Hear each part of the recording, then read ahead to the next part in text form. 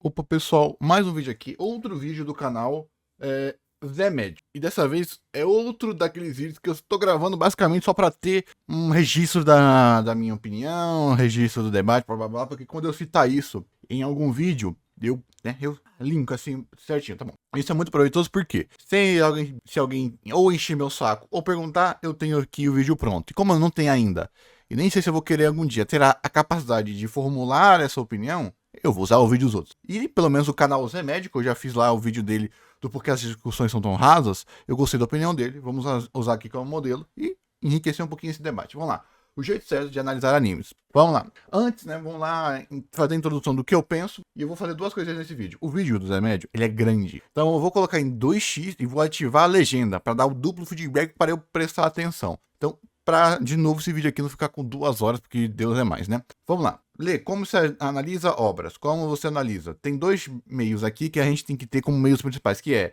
leigo e não leigo. Palpiteiro e não palpiteiro. Aquele que se propõe a analisar a obra e aquele que se propõe a analisar o sentimento dele com a obra, em alto grau e pequeno grau. Do que significa? Vai ter o caba que vai assistir, sentiu algo lá com a obra. Ah, assistiu uma obra de terror, fiquei com medo, não gostei, obra ruim. E vai ter aquele que vai pegar a obra de terror, sentir medo, sentir repulsa, mas será que é por causa disso, disso, disso? Basicamente. Então, basicamente é isso que diferencia muitas vezes a análise da opinião. Porque a opinião, ela pode ser boa, embasada, ou não embasada.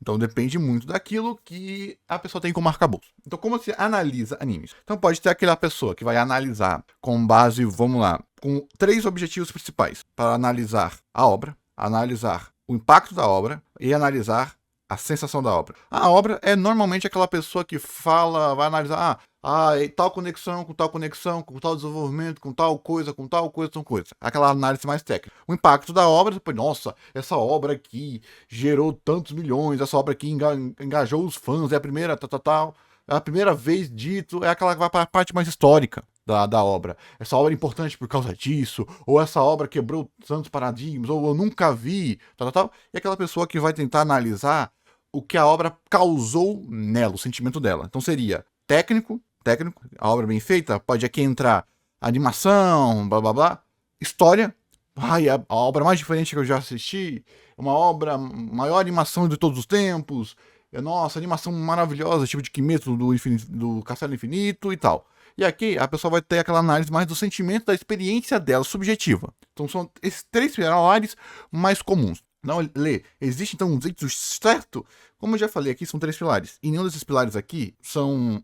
Você pode fazer uma análise, você pode fazer um desses pilares aqui, você pode fazer com os 3 desses pilares, ou você faz com 1, 2, 3, ou cada um desses pilares abre um leque de 1 milhão de outras formas. Sabe por quê? Porque para você ser um crítico, para você fazer uma análise mais aprofundada, deixa eu pegar aqui um exemplo meu bobo, mas que você vai entender. Por que na escola, cada professor tem uma matéria? Porque você fazer uma crítica de cada tipo específico é difícil para burro. Então esse é um dos motivos que muitos críticos têm escolas. Eu falei isso lá no canal do Zé Médio, eu acho que eu falei isso aqui em outro vídeo também, que existem linhas de interpretação, linhas de análise e linhas de bônus comum, tipo linhas de interpretação do que seria uma boa obra, do que faz, quais são os artifícios que fazem uma boa obra.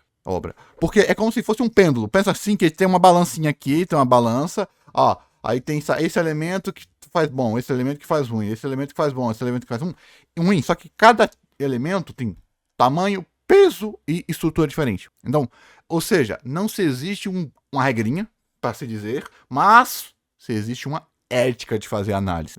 Tá dando um pontinho? Lê, então qual seria a base para a pessoa comum? Não vou falar aqui, acho que, porque o Zé, eu já vi, ele acha que ele vai aqui para uma análise mais para você que está querendo entrar no âmbito da crítica mais séria. Então eu não vou ir para esse âmbito da crítica mais séria. Lê, qual é o mínimo que eu quero fazer análise, mas eu quero fazer análise justa. Eu quero fazer análise justa. Basicamente, existe então a ética argumentativa e a ética na análise. Lê, então o que seria então esse, que é o mínimo que você tem que fazer? São 3 pontos principais. O eu e a obra Lê, vamos lá, eu não gosto, basicamente então é o seu gosto pessoal, sua percepção do seu gosto pessoal e o que a obra fez. Vamos dar um exemplo bobo e caricatural. Tem uma obra que tem animação super antiga, super datada. Você não gosta de animação antiga, você não gosta de animação datada, tá? Então, por que você vai falar que essa obra é ruim? Ah, Lê, porque a animação é datada? Beleza, mas...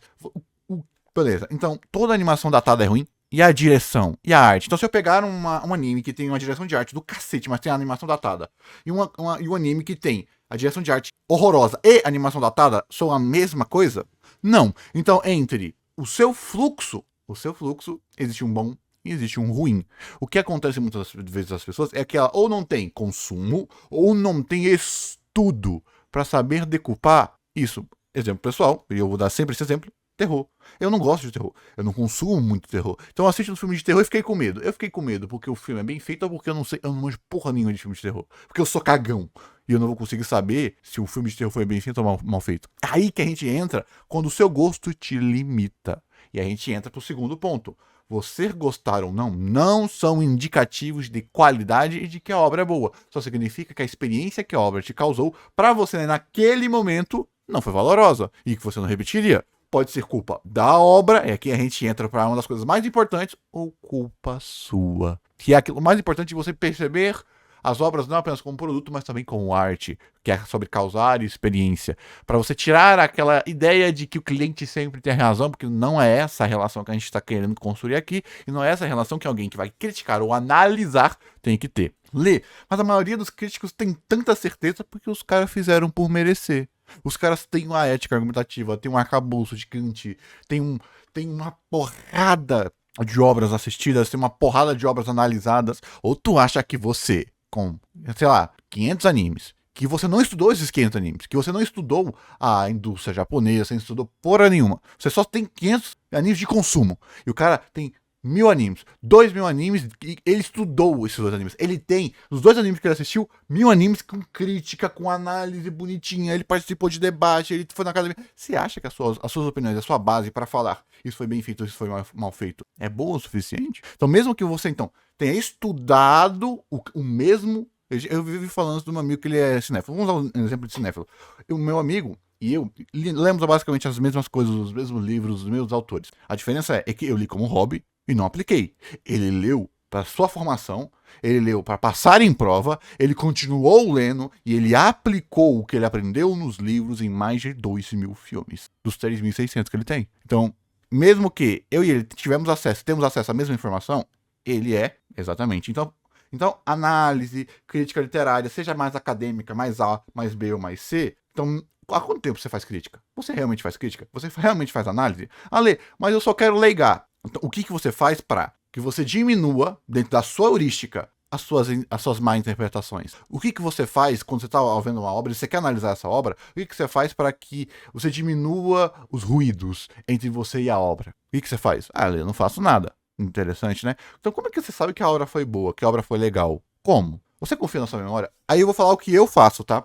O que eu faço isso faz um tempinho, mas hoje em dia eu não faço mais tanto, porque eu mais o que eu fazia no começo.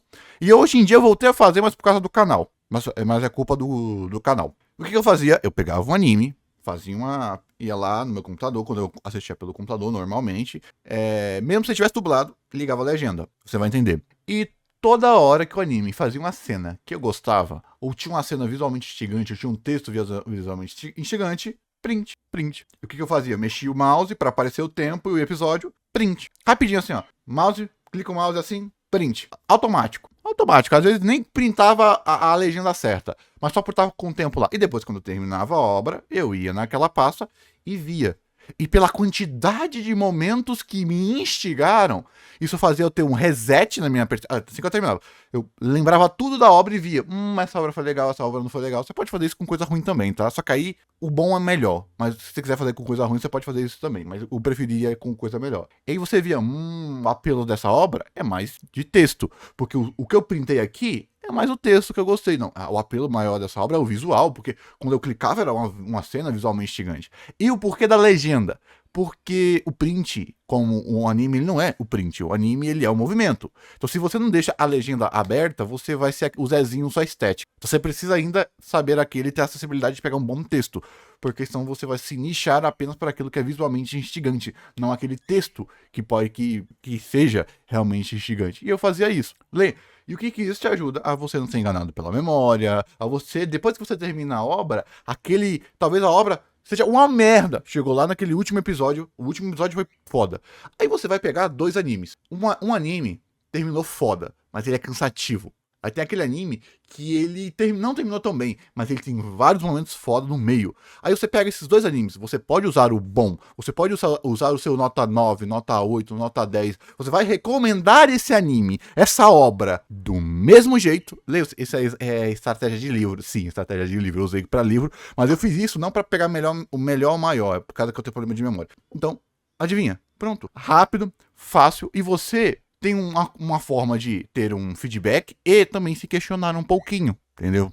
Qual é o ponto? Deixa eu até mostrar aqui, foda-se, eu vou mostrar aqui, peraí. Vou pegar sobre o Akifu, ler o Akifu de novo, você é monotemático, desculpa, o que tá aqui mais fácil foi o que fiz mais recente, e os meus exemplos sempre são aquilo que eu consumi mais rápido. Olha o tanto de print que eu tirei só da 4ª temporada de Akifu. Voltando, são 111 prints que eu tirei de uma série de 13 episódios. Aqui, ó. Paisagem, composição, visual, texto, complexidade, tudo aqui, ó. Tá vendo? Tá vendo? Aí depois, quando eu termino a obra, eu volto pra cá. Tá vendo? Coisas bobas, ó. Por exemplo, por que eu tirei print disso daqui? Porque além eu fiz isso já querendo fazer análise. Óbvio, né? Então eu tava com um pouquinho mais de atenção. Talvez teria 60 prints se eu não tivesse com atenção.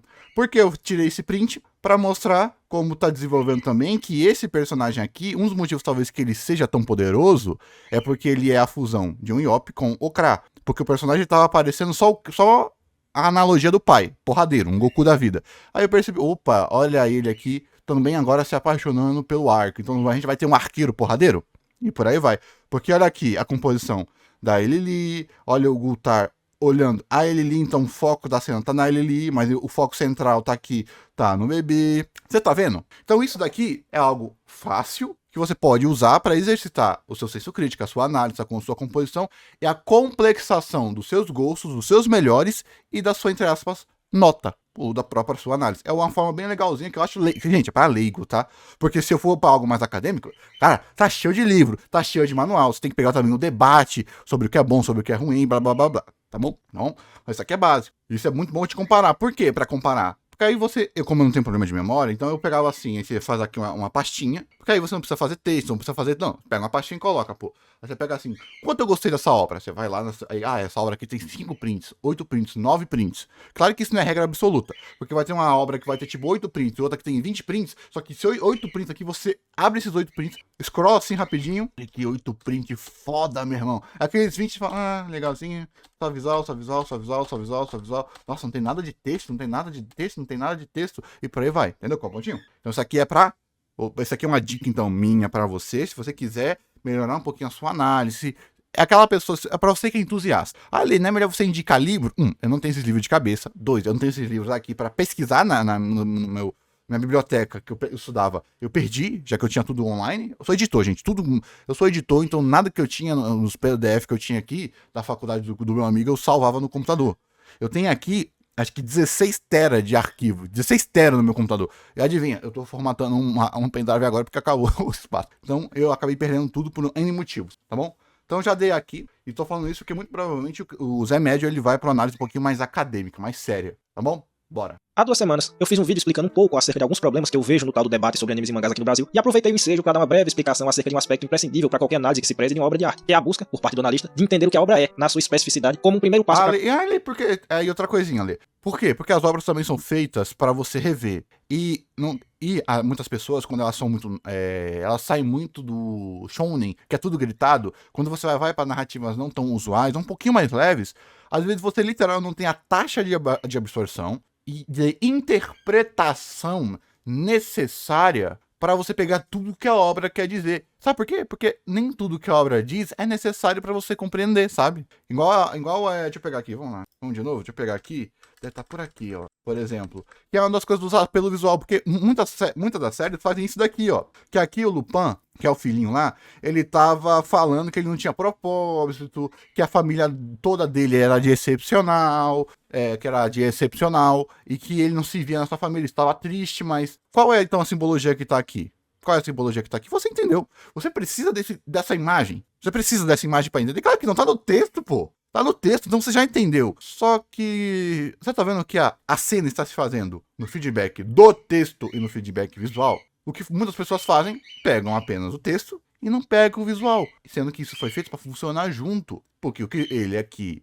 dane-se, né? Dane-se. Porque ele aqui, ele é o vagalume. Um falso excepcional, porque a própria mãe dele fala, você é excepcional. Mas é o excepcional que a mãe vê. E qual é o contraponto aqui? Com as estrelas. Eu tirei print do próximo? Eu não tirei porque era muito próximozinho, então eu errei aqui. E a próxima cena, quando ele decide o destino dele, é uma tipo, aparece, se eu não me engano, uma estrela cadente, mostrando que agora é a jornada dele para ele ascender aos, entre aspas, excepcionais. Sendo que e tem um monte de coisinha aqui, entendeu? Então você tem um duplo feedback, você tem uma dupla interpretação. É como se então você está vendo duas obras, uma obra se fazendo no seu texto e uma obra se fazendo mais no seu visual. E aí você pode acabar não percebendo ou não entendendo os apelos. Porque eu posso falar para uma pessoa, só repetiu, só repetiu. Aí eu posso falar, olha que interessante, olha que instigante o visual trabalha junto com o texto e por aí vai, né?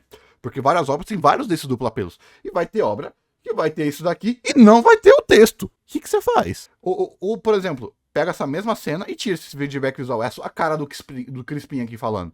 A cara do personagem aqui falando. Você não vê que ficou diferente? Então qual é o real apelo e por que o visual e o texto sempre estão alinhados? A qualquer crítica que se pretenda séria. Hoje, realizo a parte 2 dessa série, que ainda contará com mais um vídeo. Se no primeiro vídeo o tema foi a crítica não avaliativa, hoje eu vou explicar os pressupostos teóricos que, penso eu, tornam possível a parte avaliativa da crítica, ou seja, o julgamento de uma determinada obra, o dizer se uma obra é boa ou não. O título do episódio de... Então eu falei que ele ia para uma análise mais teórica. Então ele vai o quê? Ele vai de fluxo de vieses. Dúvida ele falar que tem alguma coisa... tem uma forma certa de falar que é bom ou ruim, porque é tudo de viés. Por que ele pega a melhor obra do mundo. Pá, essa obra foi cooptada por idiota. E agora esses idiotas usam essa obra pra fazer de idiotice. Pode pegar 1 milhão de obras e se você quiser ser caricatural, pega a Bíblia, por exemplo. Você percebe que mesmo que a obra seja incrível e tenha a capacidade de mudar o mundo inteiro, ela foi cooptada? Olha, mas não é meio sacanagem você falar se uma obra é boa por aspectos externos à obra? Mas qual o problema? Você mora no externo, você não mora na obra. A obra foi lá e piorou o seu mundo. E você não pode sentir? Sendo que, adivinha, você parte do mundo para a obra. E se o seu mundo tá ruim, isso piora a obra. Se você estiver cansado, a sua taxa de absorção muda. Então, esse já é um viés que pode ser minimamente válido, desde que você adivinha. O pessoal chama análise materialista. Se eu não me engano, é análise materialista. E adivinha, todo mundo faz isso em algum grau. A diferença é, tipo, e essa mensagem é importante. Análise materialista. Todo mundo faz. A diferença, então, é o quê? O nível e o quanto você usa isso conscientemente. Porque eu não sou daquele que fala, todo mundo faz, então eu vou fazer. Não, é consciente. Uma coisa é você fazer essa análise consciente, é você olhar a obra pensando o que essa obra mudou no mundo, qual é o aspecto importante que essa obra tem no mundo, do aspecto de você tá vendo na obra, tem uma mensagem que te faz link com o mundo, aí do link do mundo você faz o link do ficcional e você percebe, nossa, isso aqui é legal também no mundo. Então é diferente. A diferença é que tem críticos que só fazem isso. Também temos obras chamadas de hiperinterpretação, que é o quê? A pessoa tem um viés, viés marxista, viés antropológico, viés simbólico, viés religioso. É sempre aquele cara que tem um crítico famoso que ele coloca crítica marxista em tudo que ele assiste. Você pega um cara que é católico, ele vai tentar ver uma interpretação católica de tudo que for, de tudo qualquer obra, nem tem viés católico na obra, ou tem aquele cabra que ele nem vai ver o que a obra está dizendo, ele vai ver o que o idealizador é. Opa, peraí, esse idealizador aqui, ele vem dessa filosofia, então, na obra dele, então deve ser isso, com base no que o autor está fazendo, com base, e por aí vai. Então são vieses. E adivinha, nenhum deles está errado. A diferença é que tem uns que é mais proveitoso, tem outros que é mais proveitoso para um, ou seja, depende muito mais do que você seja, da sua ética e do que você quer fazer. Porque é muito fácil falar, é só ser o crítico perfeito. Para essa obra, vai ser 10% de um, 10% do outro. Adivinha, cada obra é diferente, cada obra é subjetiva. Você nunca vai ter o equilíbrio entre infinitos. Porque se você não vê o final de uma ponta do mundo, nem o final da ponta do outro mundo, você nunca terá esse equilíbrio, porque o equilíbrio é o meio entre grandezas. Então, se você não sabe aonde você está, você nunca vai estar no equilíbrio. Nunca. Então a diferença é, então vai ter vieses e vai ter escolas que pegam certas regrinhas, ó, vai ter gente que vai pegar um pouquinho mais no freestyle, mas ainda com certos bons e certos vieses de análise, e vai ter aquela pessoa que vai ter um bom fixo. Vocês vivem ouvindo o que batendo em bom fixo. É porque bom fixo não é ruim por si, mas é o quê? A obra tem que fazer isso, pá. Aquela pessoa fala, a obra tem que ser profunda, a obra tem que ser engrandecedora, isso é um bom fixo. Se a obra não for isso, independente do que a obra tiver, a obra não será boa. E por aí vai. Então esses são os bons fixos que muitas pessoas podem acabar tendo. E isso engloba na análise e também se uma obra é boa ou ruim. E falando tudo isso em apenas em viés de análise. Em viés de análise. Porque depois entra a proposta da obra. Porque adivinha, se a proposta da obra, eu falei isso daqui lá no meu vídeo de The Flash, essa é uma merda. Esse é um chute no seu saco. Então só porque a minha proposta da minha arte é dar um chute no seu saco, então abre suas pernas que eu vou chutar. Você vai querer? Você vai gostar? Vai ser proveitoso? Não. Só que mesmo assim, você ainda tem que, enquanto você respeita a si, a sua crítica, o seu eu, o seu intelecto, o seu agente na arte, que é você também tem que respeitar o outro artista. Aí lê o que é arte, então vai se lascar, que eu não tô falando disso aqui agora não. O artista. Então tá vendo esse equilíbrio? O que é certo? 10%, 5%? Existe essa porcentagem? E por aí vai. Já falei demais, vamos deixar o Zé Médio falar. De hoje é uma semi-bait. De fato, eu vou dizer qual é o melhor método para se analisar as obras de ficção. Só ficaram faltando as 3 palavras mágicas, na minha opinião. Há várias e várias perspectivas acerca da crítica da arte, e é óbvio que eu não tenho capacidade de encerrar esse debate. Mas eu vou deixar meus 2 centavos aqui. É impossível, é dentro da sua própria subjetividade. E aí as regras existem exatamente. São regras, são escolas que colocam essa regra porque elas sabem que, como esse debate nunca vai se encerrar, eu vou arbitrariamente escolher. A diferença é que eu vou estar arbitrariamente escolhendo o que é melhor, o que é bom. E por aí vai. Isso acontece muito também em direção. Por isso, se você já conhece algum cinéfilo, onde ele é mais aculturado de múltiplas culturas, cara, o filho da mãe consegue saber se um filme é europeu, estadunidense, brasileiro e chinês pela direção. Olha, só viu? Não, pela direção, pela composição. Você tira o elemento humano, coloca num ambiente fantasioso, ele sabe que pela direção. Tá vendo qual pontinho? Então o que isso significa? Tem aquele viés do inconsciente, que é a pessoa vive assistindo obra americana. Ela vai acabar, inconscientemente ou não, emulando a forma de direção americana. Igual a gente aqui, na nossa viés interpretativa, a gente fica muito tarando lógica. Por quê? Porque são viés de filme, roteiro fechado, blá blá blá, e o viés que a gente tem mais americano. Então a gente acaba emulando sem querer. Há também aqueles que percebem esse padrão e preferem esse padrão e fazem a sua obra e as suas análises nesse padrão. Então isso é uma coisa de consciência. Sabe qual é a diferença entre o agente político e o político, nesse sentido? Que aí basicamente diferencia o do porquê você está agindo. Tem aquele que age, aquele que sabe que está agindo também. O ponto de partida da minha exposição vai ser aquela que eu considero a regra de ouro de toda análise. Eu já a mencionei incontáveis vezes em vários dos vídeos que fiz aqui pro YouTube, mas hoje eu vou tentar falar um pouco mais sobre ela. Essa regra é, não se critica a proposta da obra. Isto é, o autor é soberano para determinar o que ele deseja realizar. Não cabe ao analista dizer ao escritor que tipo de obra ele deveria escrever, porque esse é um aspecto que está inteiramente determinado pelo imaginário do autor, por suas influências, por sua criatividade, por seu gênio em uma palavra. O fundamento dessa regra é simples de entender. A crítica acerca da proposta de uma obra qualquer não pode ter nenhum fundo de objetividade. Ela sempre vai se confundir com a mera opinião daquele que faz a crítica. Mas aí nós já estaríamos saindo do terreno da análise e partindo pro campo da pura opinião. Um pouco mais à frente nesse vídeo eu vou falar sobre essa questão da objetividade e tudo mais. Por hora, basta dizer que análise e opinião são coisas diferentes. Opinião qualquer um pode ter sobre qualquer aspecto. O único problema desse pensamento aqui, que não se critica, é pensar que criticar é falar bom ou ruim. Às vezes, a sua crítica pode estar, essa proposta me apeteceu, essa proposta não me apeteceu. Parabéns, você já entrou na crítica. Ou vamos dizer na análise, ou no seu próprio viés. Então podemos ter uma obra onde a proposta segura o começo ruim, ele tem a obra que mesmo ela sendo perfeita, a proposta não te clicou e você acabou não gostando. Então o que ele está falando aí aqui é que dentro da crítica, você não pode colocar que a proposta é inócua, é chula. Ai, pra que falar? Pra quê? O para que não se entra. Pra que isso? Não. Tem outras formas de você fazer essa análise que ela é menos proveitosa. De qualquer obra, e não necessariamente precisa existir algum motivo plausível para sustentar essa opinião. Já a análise, ou crítica, se quiser ter alguma validade ou utilidade para outras pessoas, precisa ter um certo nível de objetividade. Então podemos resumir da maneira seguinte. No campo essa objetividade vem da necessidade de você fazer matar o ruído da comunicação, se eu não me engano. É como se fosse um novo idioma. Porque quando você vai pegar na crítica, sempre tem aqueles textos esquisitos, sempre tem aquela terminologia. Você vai na crítica e parece que você está entrando em outro mundo. Porque é feito para isso, é um novo idioma, é uma nova linguagem, são novos caguetes não é. São novas gírias. Do mesmo jeito que quando você vai pegar um livro, a porra do autor vai ter lá, você pega livros, o autor tá lá falando, metade do livro é o autor falando e a outra metade é só o sumário, é só o rodapé, só de livro para você ler. Por quê? Porque o movimento da arte e a área acadêmica barra mais séria se retroalimenta e referencia-se a si mesmo. E é exatamente igual o processo científico. A gente não tem a objetividade nenhum, e a falta de verdades fixas que se existe na ciência, né? A ciência se base do não, né? De não se ter verdades fixas. Já a parte mais antropológica, mais filosófica e mais metafísica, a gente pode sim ter verdades fixas, até porque a gente está tratando o ente, ser humano, que não se tem ainda aspecto de consciência. Ah, ele tá falando muito difícil. É tipo a gente tá usando as ferramentas da ciência, só que sem os agravantes da ciência. Que é o quê? Análise, livro, debate acadêmico, formulação de termos, artigo, você pode ter artigo, só que no caso da parte mais técnica, não é artigo, é livro, é ensaio, são debates. Por isso que você tem que pegar muito da história da arte nesse sentido, para você ver de onde o debate foi, para você não ficar perdendo tempo tentando reinventar a roda que já foi debatida pelos gente muito mais cabeça que você e que deu a vida para isso, enquanto você só precisa absorver. Só que a diferença é que a ciência não tem verdade fixa. A ciência sempre tem que sempre tem que estar se questionando. Já aqui não, a gente pode ter uma verdade fixa.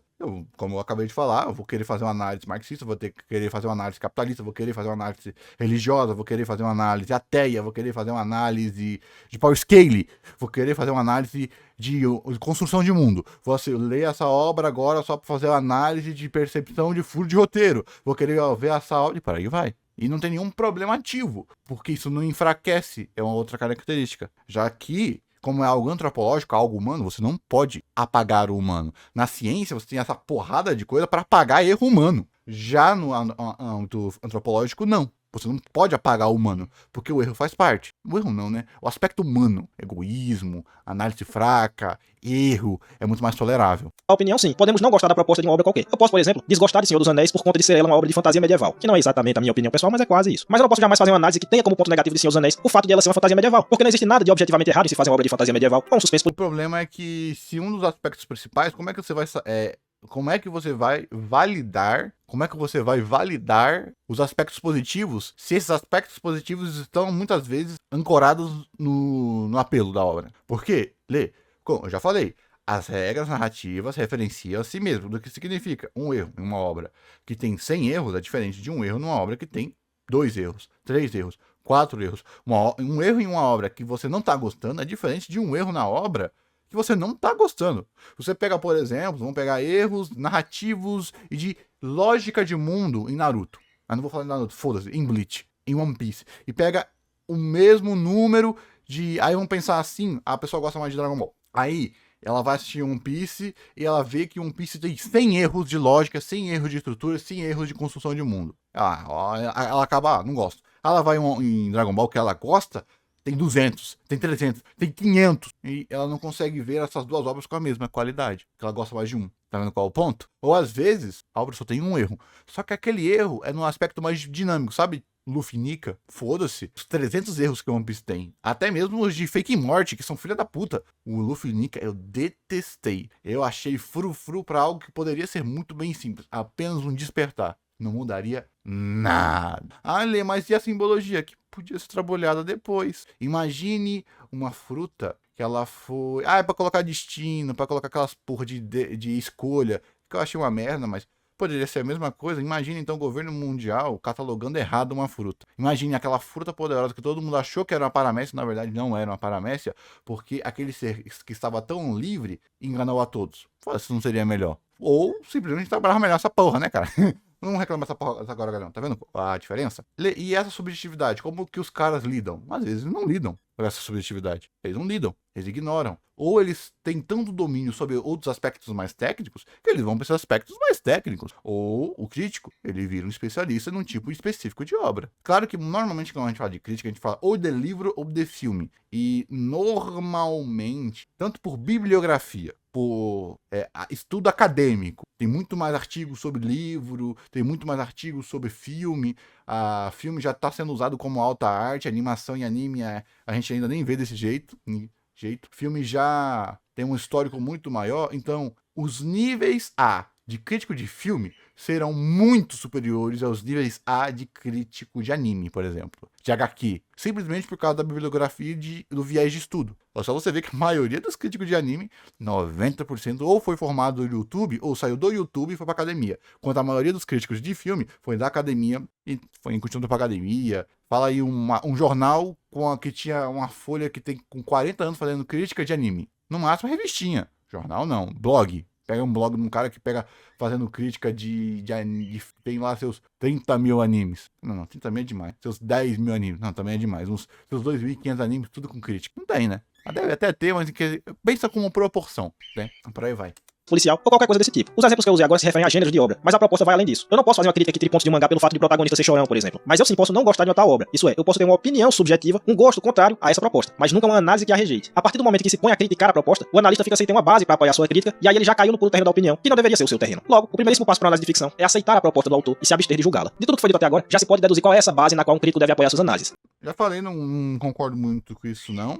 Mas o que acontece é que o crítico, às vezes, ele tem tanta ferramenta que ele consegue contornar esse problema. Porque se você sabe, por exemplo, animação, estrutura de roteiro, estrutura de lógica, você pode ter, então, análise cultural nipônica, você pode entender, por exemplo, essa obra foi feita nesse período, então ele pode ter esse viés. Então, mesmo que eu não goste da estética dessa obra, eu posso ver o quão importante é essa obra. Quando o crítico ele tem muita ferramenta, ele tem muito consumo, ele tem muita experiência, ele consegue mascarar os seus gostos. Então por isso que parece muitas vezes que o crítico ele não tem gosto pessoal. Não que ele não tem gosto pessoal. O crítico culto dessas áreas, eles têm tanto arcabouço, eles têm tanto consumo, eles têm tanto estudo, que o gosto pessoal é um elemento dentro dele, não é o ele. Já eu e você, o que é maior em nós? Você, nosso gosto pessoal. O meu gosto pessoal é muito mais pesado do que os meus aspectos mais técnicos, do que eu conheço da indústria. Tá vendo qual é o ponto? E não é sobre matar o gosto pessoal, é sobre colocar em equivalência o seu gosto pessoal e as outras narrativas. Tá vendo qual é o pontinho? Porque quando mais. Vamos de novo para animação ruim.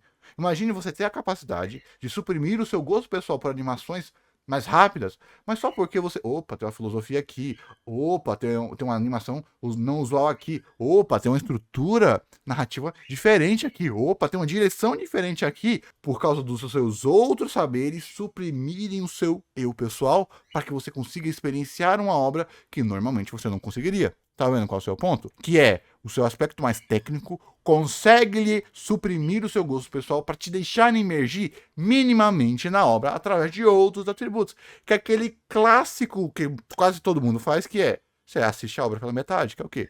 Assiste Dragon Ball pela lutinha, foda-se o texto. Assiste o Baki pela lutinha, foda-se o texto. Todo mundo faz isso inconsciente, mas o crítico ele pode fazer isso tanto consciente, quanto ele vai ter mais ferramentas para decupar mais características de arte. Dá mais um exemplo, comédia. Meu amigo, ele falou isso comigo aqui porque ele queria que eu assistisse a série do Pacificador. A primeira e segunda temporada. Eu falei, não, meu irmão, eu não quero mais assistir série, eu já sofri demais. Lembra, tem muita coisa boa em série, você tá perdendo. Eu falei, me deixa perder, porra, foda-se. Foda-se, eu sempre falo assim, me deixa perder, porra. Já tô perdido, então mais ou menos perdido nesse infinito é foda-se, né?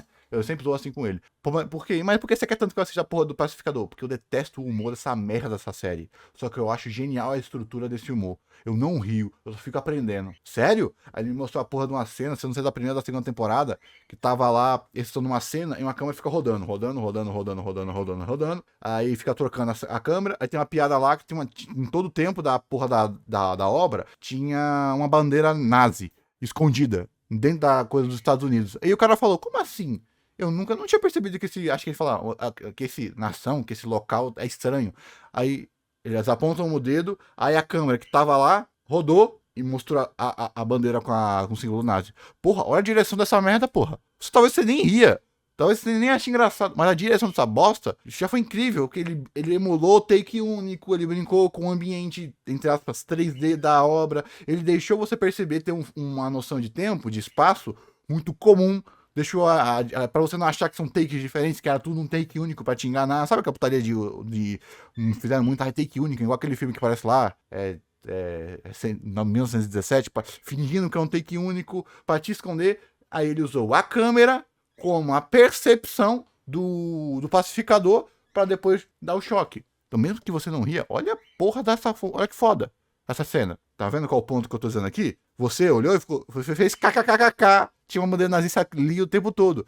O cabalinho riu e talvez ele tenha gostado mais da cena do que você. Então, pra esse meu amigo, muito provavelmente essa foi a melhor cena dessa temporada, seja qual caralho dessa temporada for, e ele nem riu. Tá vendo o ponto? Ele deve aceitar o que a obra se propõe a fazer, e esse vai ser o critério do julgamento. Uma obra será boa se conseguir fazer o que o autor buscou realizar, e será ruim se não conseguir. Só aí é que nós podemos falar em crítica, porque elaboramos o critério para que a análise seja feita. Sem critério, resta apenas a opinião. Então a proposta é o critério de julgamento da obra. Ok, senhor autor, você buscou levar sua obra pelo caminho X. Vejamos agora se você obteve sucesso em trilhar esse caminho. Esse é o método da crítica de ficção. Mas aí nós entramos em um ponto bastante ele não tá pegando proposta no sentido mais proposta geral. Não, ele tá pegando proposta mais no arco narrativo, né? Então, como assim? O que ele tá querendo aqui falar é mais, eu acho, minha interpretação. Ele tá fazendo, o autor fez uma morte. Aí, ao invés do autor, nessa morte, colocar, por exemplo, uma cena dramática, ele colocou uma piada. Isso seria a proposta, porque a proposta do autor é não querer deixar que as mortes tenham muito peso, por exemplo. Talvez, o que eu queria é drama, mas o autor não quis colocar drama. Vamos pegar One Piece, né?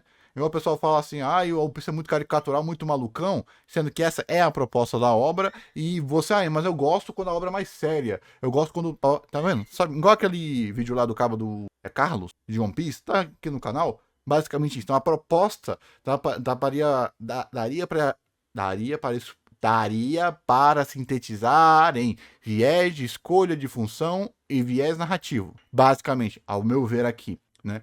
Que é como a obra, dentro das estruturas das narrativas, vai querer seguir, basicamente. Complicado e que nos levará ao tema do próximo vídeo dessa série. Como é que a gente sabe qual é a proposta da obra? Resposta: a gente não tem como saber com 100% de certeza, porque as obras de arte são sempre polissêmicas, ou seja, elas permitem múltiplas possíveis interpretações. Todo texto precisa ser decodificado pelo receptor e todo texto comporta mais de uma leitura. Para piorar, os elementos não textuais de uma narrativa são ainda mais abertos, como no caso dos quadrinhos, os elementos de narrativa visual, a quadrinização, a expressão de um personagem, o modo como a cena foi retratada, etc. Todos esses elementos visuais e textuais formam um denso e complexo contexto que precisa ser interpretado como... Discordo. Isso aí é análise com viés de literatura. Ao contrário.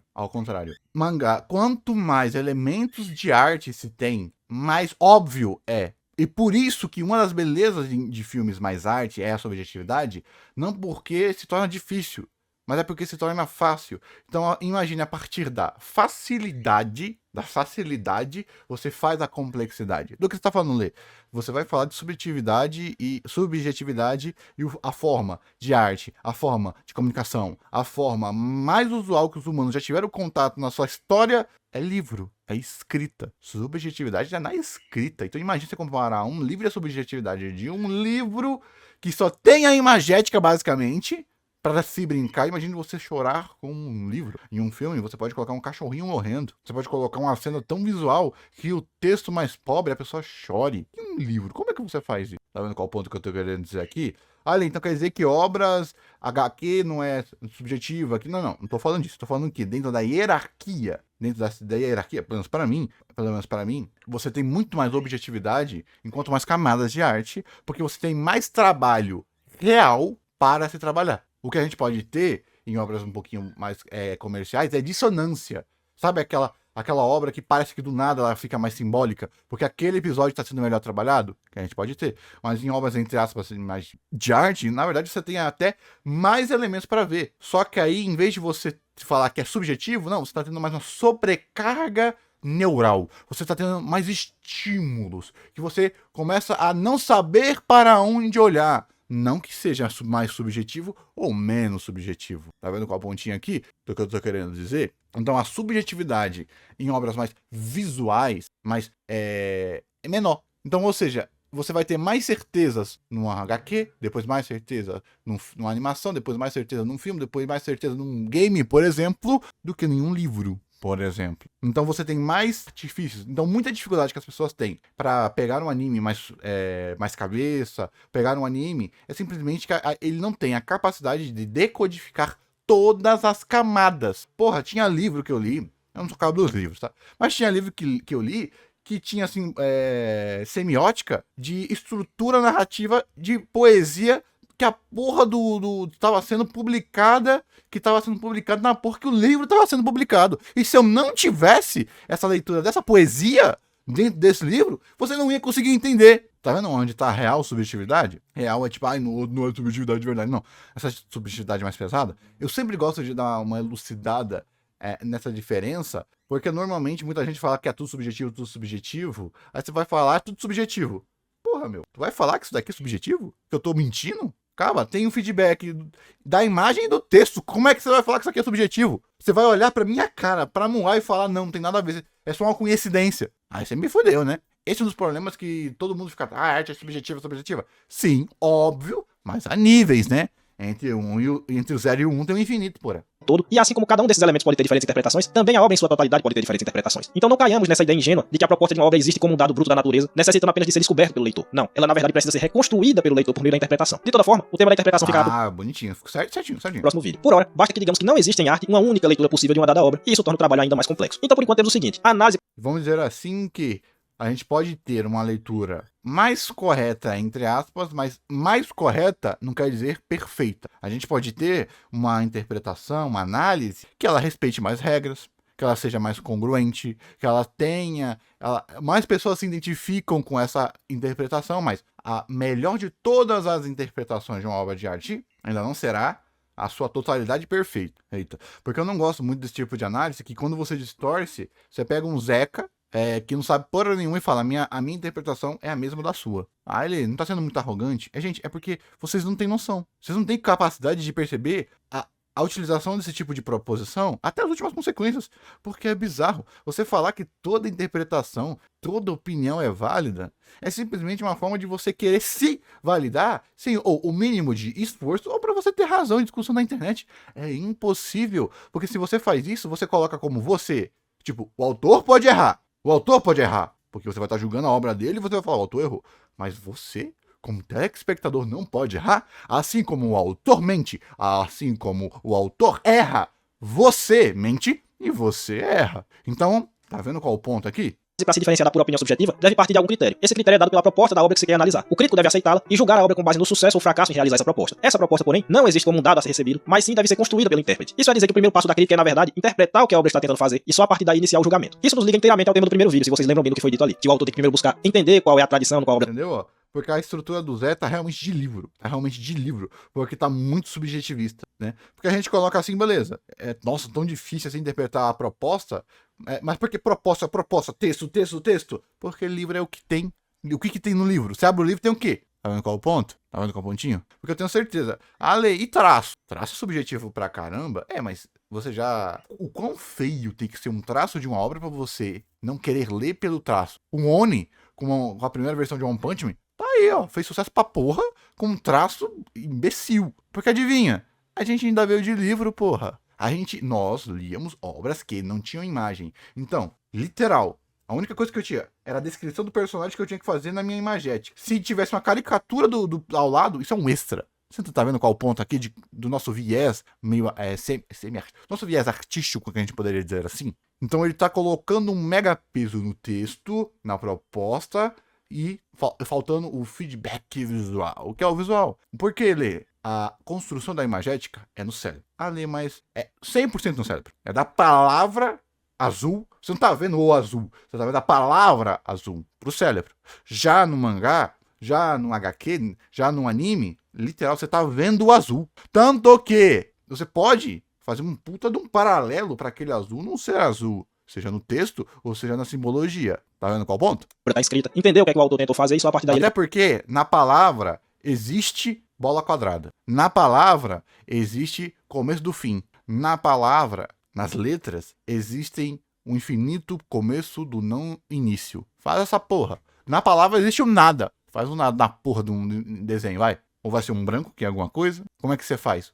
Porque você fala o nada, você entende o nada. Como é que você faz o nada no desenho? Só que adivinha, ainda é uma imagem. Pode analisar, né? Apenas para arrematar sobre a questão da diferença entre opinião e crítica, reforço que a primeira é inteiramente subjetiva, enquanto que a segunda tem alguns elementos de objetividade. Veja, alguns elementos, mas não uma completa objetividade, porque esta não é atingida se estamos tratando de uma atividade interpretativa. Ora, se não há, como eu já havia dito, uma única interpretação possível de uma dada obra, não pode haver também uma única análise dessa obra, que seja tão objetiva que não possa ser contestada, justamente porque a análise parte antes da interpretação. Então abandonemos também essa perspectiva equivocada de análise totalmente objetiva, mas evitemos igualmente a completa subjetividade, porque se fosse tudo subjetivo, a crítica baseada na experiência de uma pessoa não poderia jamais ter qualquer tipo de serventia para outra pessoa que teve outra experiência. Mas não é assim que a coisa acontece. Se por um lado nem o texto tem apenas uma única interpretação, por outro lado é evidente que a comunicação é possível. Então existe sim um quinhão, um chão comum que todos nós compartilhamos e que permite que comuniquemos a nossa experiência e sejamos compreendidos. Que permite que eu tenha a possibilidade de convencer você e de ser convencido. Fosse a subjetividade total. Até porque as técnicas nascem exatamente para te dar tanto uma eficiência quanto um viés de comunicação. Porque primeiro, antes de criarmos histórias, que a gente criamos envolvimento e conhecimento. Tá vendo qual ponto? A função, vamos dizer assim, que a função da escrita não é a função da escrita do desenho não se partiu apenas de se fazer arte, mas também de se passar informação. Então esse é o viés da eficiência. Total, e nada disso seria possível. Então sim, há várias leituras possíveis de uma obra, mas nem tudo é possível. Não existe essa anarquia total, porque as palavras até podem não ter apenas um único significado, mas elas possuem sim um certo campo de abrangência que é limitado. Eu não posso interpretar qualquer palavra da maneira que eu quiser. Pode ser até que ela tenha mais de um significado, mas ela não tem infinitos significados a ponto de eu poder dizer que ela diz qualquer coisa que eu quiser que ela diga. O mesmo vale É dilema do monte, basicamente. para a obra como um todo. Então a crítica se posiciona em um meio de caminho. Nem ela é completamente subjetiva, o que a tornaria incomunicável ou simplesmente inútil, e nem ela é completamente objetiva, pois se assim fosse, não haveria diferentes leituras possíveis de uma obra, que é a coisa que acontece toda hora. Ou seja, se fosse tudo puramente objetivo, tudo puramente determinado pelo objeto, não precisaria de várias pessoas analisando, bastaria que alguém descobrisse a objetividade total daquela obra e depois nada mais poderia ser dito acerca daquela obra. E não é assim que funciona, né? Então o crítico nunca é um mero opinador, uma pessoa que simplesmente sai dizendo o que acha e pronto, porque isso seria completamente subjetivo. Ele precisa de critérios para embasar sua análise, e o primeiro critério é da proposta, como já dissemos. Mas ele também não é um ditador do que é o certo e errado, como se ele fechasse o debate acerca daquela obra, o que seria uma coisa 100% objetiva. A atividade da crítica é andar na corda bamba, sem cair muito nem pro lado nem pro outro. A regra de não criticar propostas nos leva a um outro interessante ponto, que pode ser visto como uma regra nova ou como um desdobramento da antiga, que é o seguinte: não se julga uma obra por concordar ou não com a mensagem passada por ela. Ora, assim como não é a posição do crítico dizer que tipo de obra o autor deveria ter criado, também não lhe cabe dizer qual é a posição moralmente correta a ser defendida pela arte. O crítico não Olha, não querendo jogar um balde de água fria, não. Muito antimaterialista. Impossível. Impossível. Impossível. Porque aí você entra de novo no objetivismo de técnica, né? Ao você caricatural, só pra ser babaca, vai que ele refuta essa parte aqui. Tá bom, a gente pode falar, por exemplo, que o Hitler era um bom artista, né? Podemos. Artista, porque ele queria ser artista, não conseguiu e foda-se. Podemos, a gente pode falar. Mas então isso quer dizer que torna as obras de arte do Hitler boa? Ale, sim, você sente isso. Olha pra dentro de si, responda dentro de si. Você compraria? Você teria na sua casa? Só falando assim, a sua arte. Você teria é só isso de verdade? Talvez você diga que sim. Aí é problema seu. Eu digaria que não. Eu acho que eu não teria coragem nem de ler o Mein Kampf. Simplesmente por causa do meu emocionalismo. Então falar que a proposta da mensagem e o que a mensagem está comunicando não importa ou não deveria importar, é você negar a emoção e o viés da emoção no crítico. Tá vendo qual ponto aqui? E por que eu tô falando disso? Ah, e a morte do autor? Parabéns, é a morte do autor, porra. É a morte do autor, ou seja, o mais errado é você julgar a obra pelo autor. Que, Lovecraft. Eu vou dar um exemplo ao Lovecraft porque ele é o mais caricatural. E o Lovecraft, ele virou... Eu gosto do Lovecraft porque Lovecraft ele era um racista e anti-migração. E ele projetava nos monstros esse sentimento dele, que ressonou com os negros a partir do preconceito do racismo. Por quê? Porque o Lovecraft fez o para quê? Colocar o meu medo de você nesse monstro. E adivinha, o medo de você pode ser o medo de alguém, de algo. Tá vendo qual é o ponto? Que entra a interpretação e a subjetividade. Porque o que a obra está dizendo é mais objetivo. Mas como a obra está dizendo, como você está dizendo, é subjetivo. Do que eu estou falando? Você não pode limitar o que você sentiu com a obra, ou o que a obra está tentando te fazer sentir com o que o autor queria lhe passar. Porque a intenção do autor não é aquilo que bate o martelo do que a obra vai passar. Tá vendo qual é o pontinho? Então, literal, um racista, xenofóbico, acho que é xenofóbico que chama, racista xenofóbico virou um processo de sentimento dos próprios negros, porque o terror que ele sentia era o terror que um negro sentiu. E adivinha, tem poucas coisas tão humanas quanto a ressonância sentimental. Olha que loucura dos infernos! E você também tem uma coisa chamada de reinterpretação. Nós evoluímos tanto, nós superamos tanto esse assunto que nós subvertemos um símbolo negativo para um símbolo positivo. O que ao contrário pode acontecer também, mas não vamos falar sobre isso até porque a gente, né? Então esse é o ponto. Por quê? Então imagine que os pontos do Lovecraft não eram a subjetividade racista, era literal racismo. E aí? Tá na obra. Você pode falar que a lírica é boa, que você pode fazer uma análise que em 99,999% das obras, se você coloca essa análise, a obra é boa, a obra é uma obra-prima, mas tem aquele 0,1% que a mensagem da obra é uma bosta, líquida e problemática. A obra é ruim. Por quê? Aí a gente entra na ressonância histórica, porque a obra não vai se fazer dentro do mundo. Mas o mundo, já falei, mas o mundo ficcional, mas aí você sai do mundo real. Mas isso não bate em Eti? Isso não bate em Gente, e quem disse que você não pode problematizar Eti? A diferença que eu sempre bato é moralismo. E adivinha? Subjetividade. Porque você, dentro da sua subjetividade, pode ver algo como possivelmente problemático através da sua interpretação do mundo. Do mundo. Que é bem diferente, literal, da proposta. Tá vendo qual ponto? E depois a gente entra em outros debates de outros agravantes. Porque adivinha? O meu ponto com o eti é porque 90% dos etis, eles ainda têm duas funções. Seja o sensual ou seja o de comédia. Literal, 90% das piadas com eti, a sua reação mais comum, de ônus comum, tá escancarada em outro personagem. Até porque ainda é shounen. Então a da calcinha lá, é tanto pra você ficar, calcinha, lego, lego, quanto literal, a reação de espanto tá estampada nos personagens. E a estratégia mais comum, a estratégia mais comum de qualquer anime, mangá adolescente é você projetar o que você deveria sentir na reação de outro personagem. Sabe? Meu Deus, ele fez algo foda. 300 close assim na cara do personagem. Tá vendo qual ponto? Então é diferente uma obra onde ela acaba tendo uma mensagem problemática, onde ela tem uma mensagem problemática, onde toda a estrutura da história é para reforçar uma mensagem problemática. E o que isso significa no final? Simplesmente da sua subjetividade e da sua interpretação. Eu parei de assistir Made Dragon porque eu percebi umas coisinhas lá, PDF, em Made Dragon, eu falei, não consigo assistir mais. Já deu. Criança tarada é o meus ovos. E eu falo, lixo. E eu vou falar, lixo. Um lixo com animação, com uma direção e com profissionais incríveis. Mas lixo. Mas porra, Lê. Mas porra. E você gosta de Monogatari? Sim. Mas literal, adoro ver o protagonista apanhando. Adoro ver quanto ele é patético. Pô, mas a outra menininha lá, ela é patética também. Mas é um patético tão piadinha. Enquanto o Gary lá, eu vejo patético. E boa parte da cena, até a cena da escova, é feita de uma forma que você fica desconfortável. Tá vendo qual ponto? Ah, ele tá passando pano. Aí é a minha régua. Basicamente.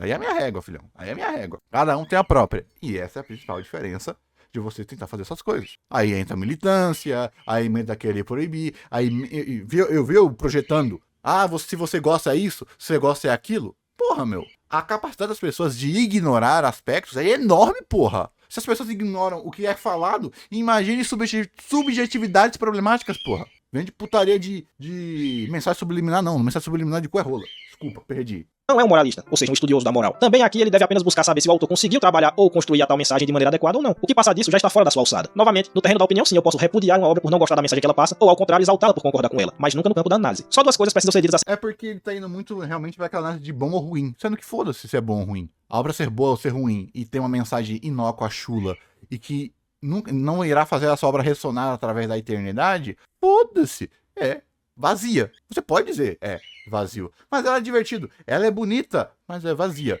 E olha que eu tô falando vazio. Tô falando vazio. Sem comunicação. Imagine se eu colocar o aspecto problemático. E claro que a gente tá indo pra uma análise assim, teórica, ideológica muito direta. Algo que é de fato, não a interpretação do fato. Porque 90% das coisas que as pessoas chamam de problemático, pra mim não é problemático. Pra mim é a abstração da problemática. A pessoa colocou uma verdade absoluta. Sempre, toda hora vem. Mano, o Twitter é uma bosta. Toda hora vem aquele anime do cara alto com a menina baixinha de cabelo verde. Toda hora tem a porra de alguns artistas falando, consertei. Que eu acho desrespeitoso pra caralho. Todo mundo falando, nossa, ela, olha, é de propósito que é de criança. Você vai ver a porra, você vai assistir a porra do anime.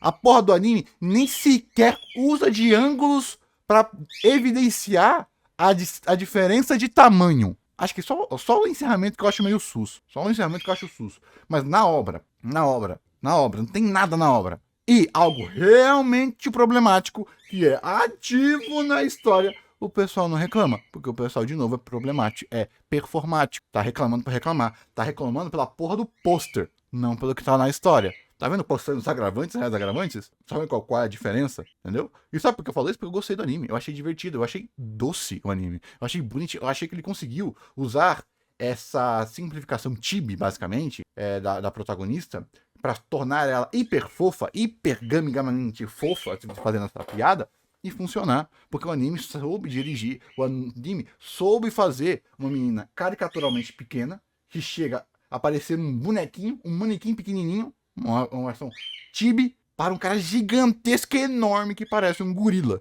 Tá vendo qual é a piada a piada que está trazendo aqui?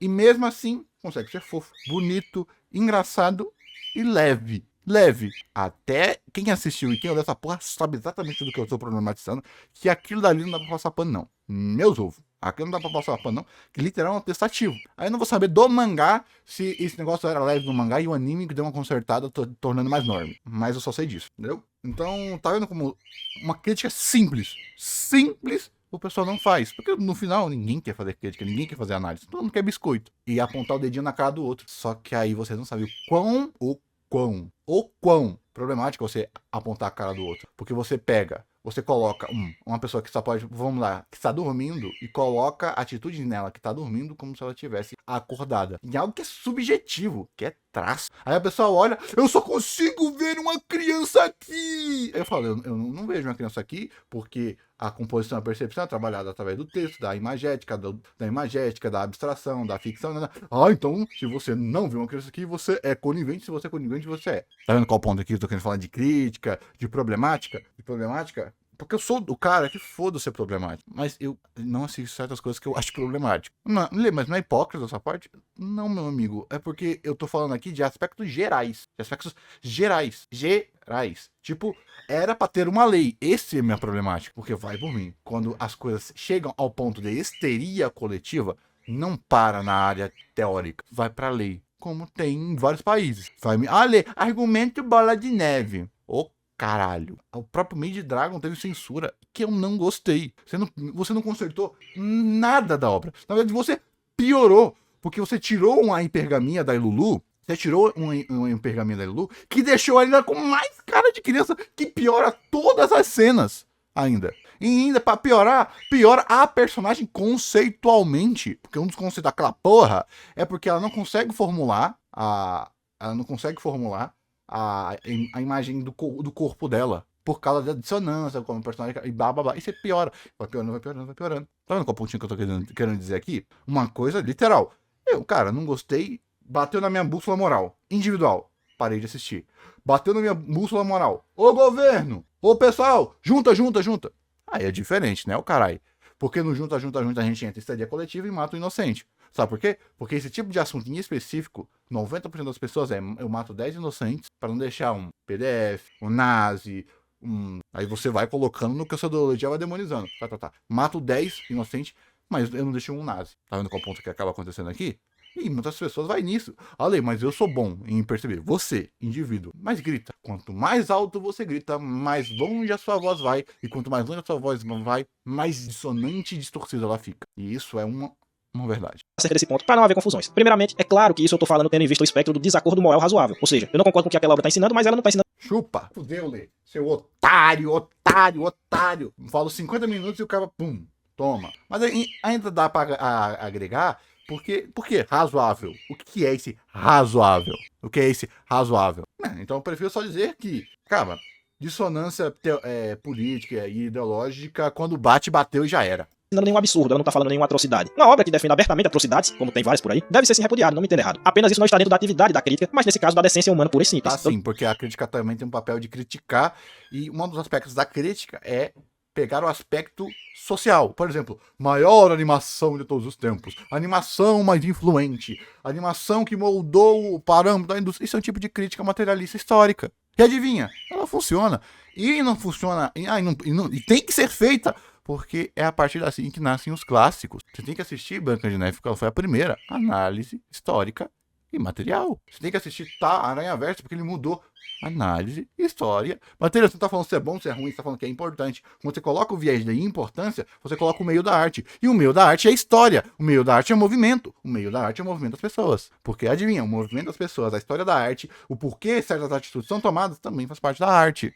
Porque senão você mata a arte apenas no seu objeto, não no seu todo, e sendo que arte é tudo. Não tô dizendo que tudo vale, que vira uma anarquia moral também, mas não é atividade do crítico analisar a obra com base nisso. E em segundo lugar, vale para esse ponto de agora o que foi dito anteriormente. A mensagem da obra também não é um dado, mas deve ser construída via interpretação pelo leitor. Então não existe a mensagem completamente objetiva da obra, isso também é um elemento que deve ser interpretado. Pois muito bem, sigamos. Para mim, juntamente com as regras anteriormente estabelecidas como critério, o ponto que vai diferenciar totalmente a crítica da opinião, bem como separar a boa da má crítica, é a força dos argumentos apresentados. Podemos resumir essa ideia com o seguinte slogan: crítica é uma atividade argumentativa. O analista, ao fazer seu trabalho, precisará proceder por meio de argumentos em cada um dos seus passos. Primeiramente, ele deverá construir um discurso racionalmente coerente para justificar a interpretação que fez acerca da proposta da obra. Depois, deverá argumentar em favor do julgamento feito, se positivo ou negativo. Isso é, é, vai precisar argumentar o porquê de uma obra ter tido ou não sucesso em cumprir a proposta, bem como convencer o público de que aquela é a proposta em primeiro lugar. Esses argumentos necessariamente devem se basear nos elementos daquela dada obra. Eles não podem ser retirados do nada, porque senão também fica uma coisa completamente solta, né? Sem critério. Então o crítico está sempre usando a própria obra e mais outros elementos adicionais de argumentação racional para construir sua análise. A crítica, então, nada mais é que esse emaranhado de argumentos que abrangem tanto a leitura da obra, feita pelo analista, né, a interpretação, quanto o julgamento em si. O porquê de o crítico achar que a obra está tentando fazer X e se ela conseguiu fazê-lo. A boa crítica é aquela que cumpre esse critério, apresentando sólidos e plausíveis argumentos. A má crítica é a que falha em defender suas premissas ou que lança mão de forçações de barra ou de falácias para buscar o convencimento do público. E a melhor opinião é aquela que nem argumenta. Mais ou menos, é porque, tipo, muito reducionista, né? Eu sei que ele tá fazendo isso pra deixar mais simples, só que beleza.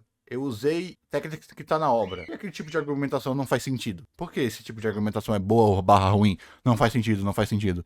Ele pode estar usando com base na obra. 90% das argumentações de não faz sentido, que são um lixo, vem da obra. Ah, mas é dissonante, blá, blá, blá, um monte de coisa. Aí a gente vai nos agravantes. Mas você argumentar com base na obra não quer dizer que a sua argumentação vai estar certa. Porque você só usar a obra como referência a si talvez mate qualquer tipo de viés. Imagine você não perceber que One Piece é um shounen, que ele tem maneirismos de shounen, e você pega certos arquétipos de One Piece e tenta pegar aspectos de gênero como aspectos de qualidade unitária. Ai, como que eu explico isso para vocês? Vamos pensar que os nomes que o Luffy dá pros golpes dele, dado ao como o Luffy não faz sentido. E você coloca isso como um erro. O Luffy não é de ficar dando nome, o Luffy não é de pensar em nome. E os nomes dos golpes do Luffy não faz sentido. Vamos dizer assim, bruto. Só que aí você percebe qual é o gênero, do porquê isso, através do gênero, e dessa lógica de gênero, se fazem isso. Você pode colocar também Kamen Rider, Tokusatsu, essas coisinhas um pouquinho mais caricaturais, que a performance estética já se retroalimenta, e sim, não precisa de reafirmações dentro da própria obra. Ou seja, você vai lá, você espera isso, e você não vê isso, porque já que isso é esperado. Isso você não vai conseguir decupar através da obra. Então você também, dentro da sua argumentação, precisa trazer o estado da obra dentro do gênero, adivinha, dentro da indústria, dentro do seu comparativo, dentro do seu recorte tal, para também reforçar a possibilidade dos seus argumentos dentro da obra. Sabe aquela análise de que o pessoal faz que Boku no Hero ficou mais dark por causa de Jutsu? Que eu nem vou saber se é verdade ou não, porque aí você precisa ir um pouquinho mais profundo, mas é uma análise. Depois ele vai. Eu em retrospecto, eu não acho conceitualmente, mas esteticamente eu acho que sim. Esteticamente eu acho que sim. Tá vendo qual ponto que eu quero dizer aqui? Apresenta. Apenas se contenta com X é ruim, Y é clichê, ou em uma forma mais sofisticada, que pode parecer um argumento para olhos menos atentos, X é ruim porque o protagonista é chorão. Veja que isso parece um argumento, mas não é. No fundo existe aí a crítica da proposta, como se ter protagonista chorão fosse ruim por si só. O que é falso. O que ocorre é que o indivíduo que diz essa frase não gosta de protagonista chorão. E ele tá no direito dele. Só que aí é mera opinião, não é uma análise, porque a análise não pode partir da ideia de que protagonista chorão é ruim por si só, porque não é. Então é bom ter cuidado para diferenciar o que é um argumento real, um raciocínio com premissas e conclusões, e o que é só uma opinião que... Saber diferenciar o eu lírico do eu. Ai, foda-se, eu não vou saber fazer só deixa meu professor. Saber diferenciar o eu do seu, basicamente, né? É ruim por causa disso. É ruim porque você não gosta ou porque a obra não soube fazer? Então, não. É porque a obra não soube fazer um protagonista chorão. Maneiro. Então, o que é o protagonista chorão bem feito? O protagonista chorão bem feito é aquele que era chorão e depois deixa de virar chorão. Mas se a proposta da obra é deixar continuar ele fazendo chorão. Mas isso é ruim. Por quê? Você tá vendo que quanto mais porquês você não consegue responder, não bolando nesse porquê, mais pessoal é a sua crítica, que se torna apenas a manifestação do que você queria que a obra fosse, não o que a obra queria dizer. Mas eu acho chato. Eu. E aí a gente, em vez de falar a pessoa sai do eu para argumentação de arquétipo. Eu acho que essa obra não vai agradar as pessoas, porque o tipo de protagonista que tem esse arco de nunca ser alguém, de toda hora ficar sendo chorão, de toda hora não ter um arquétipo, isso faz que as pessoas não consigam se identificar com ele, não consigam... E você fala, beleza, proposta. Adivinha? Você está argumentando não no que você queria, não no que você acha bem, você está, na verdade, justificando o seu arquetípico. Você ainda é o centro...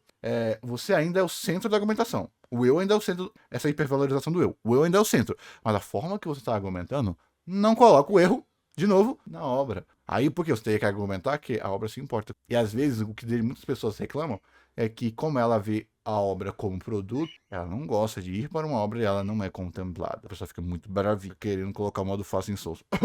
que o emissor se deu o trabalho de explicar, mas que se você analisar a fundo vai ver que ela é tão arbitrária como qualquer outra opinião. Existe outro ponto também que merece uma atenção especial, ainda dentro dessa coisa da objetividade e da subjetividade. Assim como deve se tomar cuidado para não confundir análise com opinião explicada, também há que se ter atenção para não cair em outro equívoco, só que do outro lado, que é a armadilha da tal da análise técnica, né? Veja bem, não existe uma tal coisa como uma avaliação técnica, pelo simples motivo de que não existe interpretação técnica. Toda e qualquer interpretação, e por conseguinte, toda e qualquer análise avaliativa, deve ser defendida por meio de argumentos, e dessa forma, estará vulnerável a argumentos contrários. A objetividade possível da crítica é a objetividade do melhor argumento, mas essa é uma luta virtualmente interminável, porque sempre pode aparecer outro com um argumento mais sólido que o seu. Então essa ideia da pura objetividade deve ser afastada, porque toda análise depende da interpretação, e não há interpretação puramente objetiva de nada. Toda interpretação depende do sujeito que interpreta, mas isso não quer dizer que a atividade interpretativa seja arbitrária. Como eu já disse, cada palavra pode ter vários sentidos, mas não infinitos sentidos, e o mesmo vale para frases e para as obras como um todo. Há várias leituras possíveis, mas não infinitas leituras. Não é porque não existe só uma maneira certa de ver. Mais ou menos porque cai naquele mesmo espantalho que eu falei do feedback visual, animação, aspectos subjetivos e objetivos a partir da própria técnica e do próprio viés de produção, né? Tipo, você vai falar que é subjetivo uma obra que tá com áudio ruim, tá com áudio ruim. Uma obra que tá com animação ruim, que tá com animação ruim.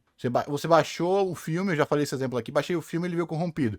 Ah, essa imagem toda ferrada, pixelada, subjetiva. Não, tá corrompida. Então ali você tem uma objetividade objetiva. Os seus sentimentos a essa objetividade, se ela existir ou não, aí que são subjetivos. Mas a objetividade está no espectro, no objeto. Só que aí a sua percepção, que é objetiva, sendo que já que o que existe é a sua percepção, você não garante que o objeto seja objetivo, mas conceitualmente também é loucura. Isso é loucura. Não vou falar mais sobre isso não. As coisas, isso quer dizer que qualquer coisa vale. Enfim, já deu pra entender, né? Então voltemos ao ponto. A única análise técnica que talvez pode existir é a análise não avaliativa. Ou seja, se o crítico estiver apenas explicando o funcionamento de certos elementos, aí talvez possa existir uma análise técnica, porque ele vai estar apenas descrevendo e não julgando nada. Mas que é o que eu falei daquilo de, assim como uma boa animação não faz a obra, e por aí vai.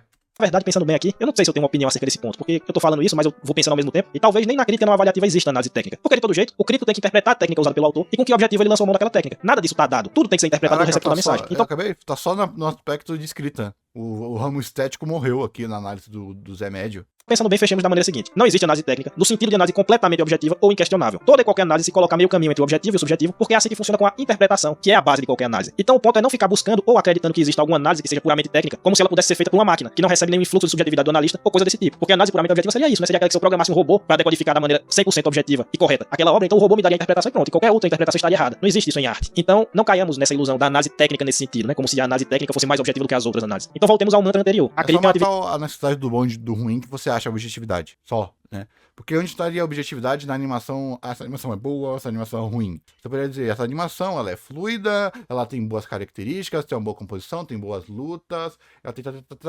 mas ela não entrega o suficiente pro texto e blá blá blá blá blá. Né? Sim, existe objetividade, né? A sua interpretação dessa objetividade que é subjetiva, não que não existe objetividade. Argumentativa. A objetividade da crítica é a objetividade do argumento e a qualidade da crítica é a qualidade do argumento. Não dá pra ir além disso em termos de objetividade. Se é assim, então existe alguma utilidade em se explicar técnicas de escrita na análise, por exemplo? Se uma crítica que explica as técnicas não é por si só mais objetiva que as outras, porque... Batata. Olha aqui, ele acabou de falar que é técnica de escrita, então ele tá pegando a análise de escrita. Lê, como você previu? É porque, eu já falei, porra. A gente tem temos décadas de teoria de escrita, pô. 90% dos debates eram sobre viés de escrita, de texto, de livro. Então é normal, até hoje as pessoas ainda têm esse viés de escrita, da subjetividade dentro da escrita, que são agravantes e atenuantes normais. Normal. Até hoje na faculdade o pessoal ensina assim. Fazer esse tipo de crítica? Ora, a resposta é simples. A exposição da técnica de escrita serve como um argumento para fortalecer a análise. Ela não vem para encerrar o debate, mas sim para fundamentar mais o que você está falando, no meio de tantos outros argumentos. Mas repare que o argumento das técnicas de escrita é tão interpretativo quanto qualquer outro e que ele parte da ideia do leitor hipotético. O que diabos é leitor hipotético? Veja bem, quando eu digo que, sei lá, o autor X escreveu a obra de uma determinada maneira e usando de determinada técnica porque isso aumenta a atenção do leitor, você poderia muito bem chegar para mim e dizer que não sentiu nenhum aumento de tensão naquela cena e outros podem vir concordar com você. Na realidade, não existe e nem nunca existiu nenhuma cena ou passagem em nenhuma obra que tenha gerado efeitos emocionais em 100% do público. Como também não existe aquela que não exerceu efeito em absolutamente ninguém. Todas elas estão no meio termo entre essas duas coisas. Mas isso não evita. Falei que é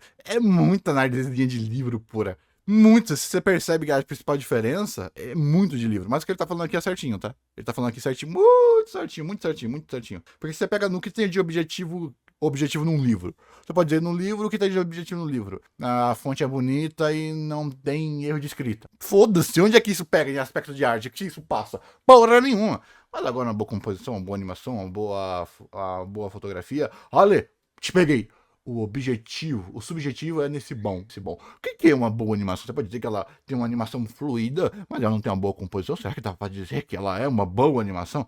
Ah, você vai se fazer de otário mesmo, porra? Você vai se fazer de otário? Porque se a gente colocar, então, essa animação perfeita em todos os sentidos, mas conseguir desvincular o texto ou uma história fraca Ah, mas então você vai ter que elencar aqui também uma boa animação é que tem uma boa história. Você literal não está nichando o arquétipo animação. Você está nichando o arquétipo história. Então não fale história. Fale então que uma boa história precisa ter um equilíbrio entre todas as suas partes de técnica. Mas a gente pode decupar cada técnica. Dá. Assim como a gente pode falar em games, que a jogabilidade é boa, que a história é boa, mas os gráficos são ruins, ou que os gráficos são bonitos, ou que os gráficos são irrelevantes, ou que a jogabilidade é horrível, difícil de se aprender, jogada sem tutorial, mas que mesmo assim a experiência continua sendo marcante, e blá blá blá. A efetividade das técnicas é que é subjetiva, não a existência delas ou não em si, ou dos aspectos técnicos, beleza? Viabiliza a análise que se faz da técnica, ou seja, se eu digo que a técnica aumenta a atenção do público, aí você me diz que não aumentou a sua, isso não inviabiliza a análise por si só, porque quando eu digo que a técnica X aumenta a atenção do leitor, eu estou tomando como referência um leitor hipotético, ou seja, uma hipótese, ele não precisa existir na realidade. O que eu estou fazendo, na verdade, é analisar os mecanismos internos dessa técnica de escrita e tentar descobrir de que maneira ela busca agir na mente do leitor. Ou seja, o termo busca que eu acabei de usar revela tudo. Nós estamos falando de novo de proposta. Da proposta da técnica, do que ela busca fazer com o público. E aí nós voltamos ao ponto anterior. A proposta da técnica também não é um dado, ela precisa ser interpretada. Então a análise da técnica não foge nem um milímetro que seja de tudo o que expusemos até o momento. Ela se encaixa perfeitamente na regra que nós explicamos. A explicação do funcionamento da técnica depende de que nós partamos do pressuposto de que ela quer causar tal ou qual efeito na experiência do público, e esse pressuposto é construído por nós via interpretação. Mas a análise da técnica é isso, né? Então nós estamos analisando os mecanismos internos da técnica e interpretando o que é que ela está tentando fazer na experiência do público. Então tudo isso pode ser resumido pelo tal do leitor hipotético. Esse leitor não existe, mas nós estamos decodificando a técnica em si para dizer, ó, ela está tentando mexer na cabeça do leitor dessa forma. De que leitor? Do leitor médio, né? Do leitor médio, do leitor hipotético, enfim, do público no geral. Mas isso não quer dizer que todo mundo vai ser mexido daquela forma, e nem mesmo que se um ou outro não for mexido daquela forma que a técnica não funcionou. Repito, nós estamos falando dos mecanismos internos da técnica. Enfim, acho que eu me fiz entender, né? E qual é a função da crítica? Já que nós estamos falando de crítica, qual é a função dela? Para que ela existe? Bom, esse é um debate extremamente amplo, o qual eu não pretendo encerrar de maneira nenhuma, até porque a crítica pode ter várias utilidades para cada tipo de leitor. Ela não tem uma utilidade só, né? Muitos, por exemplo, usam um crítico que gostam como referência do que leu ou assistir. Idealmente não seria assim, mas a verdade é que ninguém tem tempo de ler tudo, então algum critério ele vai ter que usar para escolher o que ele quer ler, o que ele quer assistir, o que ele não quer ler nem quer assistir. E é natural que muitos usem a opinião das pessoas que elas consideram capacitadas como esse critério, de dizer o que eles querem ver e o que eles não querem ver. Então essa seria uma função possível da crítica, que muitos usam, né? Muitos usam a crítica dessa forma. Outra possibilidade seria a educação do público. Quando um crítico que tem um enorme repertório de uma determinada arte busca mostrar obras semelhantes a uma que seja mais conhecida, ele está colaborando para aumentar o repertório do próprio público. Então, você gostou do filme X? Tem o filme Y que parece com ele, tem o filme Z, tem o filme A que foi a inspiração para ele. Enfim, ele vai educando o público dessa forma. Ou então quando o outro crítico explica o funcionamento de alguma técnica de escrita, de direção, etc. Então ele vai explicando como é que são os mecanismos que estão por trás de uma obra, de maneira que ele também vai educando o público. Então várias são as funções, mas para mim a mais primordial é a seguinte: a boa crítica enriquece a experiência do público. Veja bem, ela não substitui a experiência e nem teria como, mas ela pode enriquecê-la. Justamente porque a crítica é uma atividade argumentativa e que sempre se vale de elementos da obra para defender uma certa interpretação e um certo julgamento dessa obra, é que o bom crítico pode trazer uma visão toda nova de uma certa obra que aquele determinado leitor ou espectador nunca tinha se dado conta. Se o analista conseguir trazer argumentos sólidos para fundamentar seu trabalho, ele terá mostrado um lado novo pro público de uma obra que esse público julgava conhecer como a palma da mão. E aí o público percebe a maravilha que é a arte, percebe como a arte possui uma riqueza quase infinita, possibilidades quase infinitas. Então o crítico, longe de ser um inútil ou um parasita dos artistas, pode na verdade ser imprescindível para o enriquecimento da própria arte, desde que ele seja bom no que está fazendo. Então a crítica é sim importantíssima, ao contrário do que alguns dizem por aí de maneira bastante rasa. Vou apenas citar o exemplo do que o canal Narrativando fez com muitos fãs de One Piece. Muita gente já era fã da obra há anos e a conhecia de trás para frente e da frente para trás. Aí veio o narrador e apresentou uma perspectiva nova daquela obra para essas pessoas, e elas perceberam então que One Piece era ainda mais rico do que imaginavam. Então essa é a melhor função do bom crítico, creio. Abrir ainda mais a cabeça do leitor, muitas vezes para coisa que ele já gosta até, ele passa a gostar ainda mais. Mas pode ser o contrário, pode ser abrir a cabeça do público para coisa que ele não gostou, mas aí você vem e apresenta uma outra interpretação, uma outra visão de maneira argumentada, e o cara pensa, porra, nunca tinha pensado por esse lado. Talvez essa obra seja melhor do que eu tinha pensado, porque na minha experiência, na minha leitura, eu não tinha visto as coisas por esse ângulo. E por aí vai. Então é nesse confronto de interpretações, nesse confronto de leituras possíveis da obra, naquilo que nós estamos falando, né, de que cada obra tem várias leituras, é que o crítico consegue, o bom crítico consegue ajudar o leitor, o espectador, enfim, ajudar o seu público, né, do crítico, a ter um entendimento ainda melhor das obras de arte. Especificamente, né, de uma obra específica ou também no geral, de entender um pouco mais como funciona, o modo de fazer arte, enfim. E pra finalizar, porque o vídeo já se alonga, acho interessante que eu exponha aqui os meus pressupostos, o modo que eu tento seguir na hora de fazer críticas. Porque são vários os modos possíveis de crítica, né? Há aqueles que enfocam o contexto histórico da obra, outros a biografia do autor, outros tentam extrair a mensagem política e assim vai. São incontáveis possibilidades. Mas e eu? O que eu busco fazer aqui? Em primeiro lugar, eu concordo muito com as perspectivas de crítica que buscam afastar tanto quanto possível os fatores externos na hora de analisar uma obra. Não é que esses fatores não exerçam influência ou que os críticos que prestam atenção nisso estejam errados. É só que eu prefiro focar na obra em si tanto quanto eu puder. Então, via de regra, eu não busco saber da vida do autor ou do contexto social daquela obra ou qualquer coisa assim. Eu geralmente tento construir minhas interpretações em cima da própria obra em si, de forma quase isolada. Outra influência ainda vem do chamado estruturalismo, que, explicando de maneira bem grosseira, busca apontar, como o nome indica, as estruturas da narrativa de uma obra qualquer. De que maneira os elementos da obra estão dispostos e de que maneira eles se entrelaçam entre si. Essa é uma análise quase completamente formal. Isso é, ela depende muito pouco do conteúdo da obra, do que a obra está mostrando, dos eventos da obra. Ela busca mais levantar quais as funções usadas por cada um desses eventos. Que papel esse evento exerce na estrutura da narrativa, e não qual foi o evento em si. Né? Exemplo, os vídeos nos quais eu explico a estrutura das lutas de Dragon Ball. Os eventos de cada luta importam menos ali naqueles vídeos do que entender como o Akira dá o andamento da narrativa das batalhas. Ou seja, mais importante do que saber quem bateu em quem não sei o que, quem se transformou, não sei como, é saber qual a função dessa cena de transformação na estrutura da luta como um todo. Isso é estruturalismo. Claro que é aplicado de maneira porca, né? Porque eu sou só um mané, mas a influência tá aí. E outra influência que eu busco seguir é a da chamada Read Response Theory, que pra falar bem a verdade, nada mais é que toda essa coisa que eu expliquei agora há pouco sobre as interpretações, sobre a crítica ser um meio termo entre o objetivo e o subjetivo, uma obra de arte não ter uma única leitura possível, depender da reconstrução do leitor, etc, etc. Basicamente isso, né? E por fim, eu aplico as noções da chamada teoria argumentativa do direito, que é outra ciência que lida primariamente com a interpretação de textos. Então que eu acho que tem vários paralelos com a crítica de arte, né? A aplicação do direito e a crítica de arte. A teoria argumentativa também já foi explicada no vídeo de hoje. Esses são os meus pressupostos básicos na hora de analisar uma obra, ou ao menos os que eu tento seguir. Fora disso, há os elementos da crítica não avaliativa que eu uso, que já expliquei no vídeo passado, né? Tentar entender a tradição da obra, de quem ela se inspirou e a quem ela inspirou, etc, etc, etc. Enfim, senhores, por hoje é só. Mais um vídeo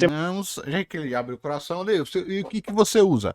Porra nenhuma. Porra nenhuma. Eu uso porra nenhuma. Vamos dizer assim, só para não dizer, eu sou a função final. Eu A minha crítica é basicamente decupar a minha experiência com, no máximo, um arquétipo de diferente para não ficar uma crítica egoísta.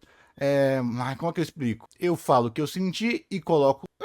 Como que eu faço a porcaria dos reacts? A minha crítica. Me coloco como aquele que terá que ser decupado, que é a experiência que a obra cantou, ao mesmo tempo que eu coloco um possível não gosto. Eu me coloco como fonte, eu me coloco como função final e coloco algum arquétipo que seja o contrário do meu eu. Basicamente, eu falo, eu gostei por causa disso, disso, disso, disso, e talvez você não tenha gostado disso por causa disso, disso, disso. Não, isso, disso, disso, disso. Lê, firulou demais para basicamente falar igual o narrativando faz. Sim, mas eu me coloco mais como arquétipo do gosto, porque porque aí eu coloco mais crítica mesmo, enquanto eu também tento decupar o porquê funcionou e do porquê não funcionou. Basicamente. Só que ao invés de eu colocar aspectos técnicos, eu coloco aspectos emocionais. Tá vendo com o pontinho? Mas você precisa de aspectos técnicos, blá blá blá blá blá. Até porque eu não sou um cara muito técnico, né? A sua corrente. Eu também sou estrutural. Eu também sou estruturalista, mas eu gosto do pós-estruturalismo e da historicidade. Então, sim, eu coloco um pouquinho do viés da história, mas para obras que eu julgar necessária essa historiografia. Normalmente para explicar alguma técnica, sabe?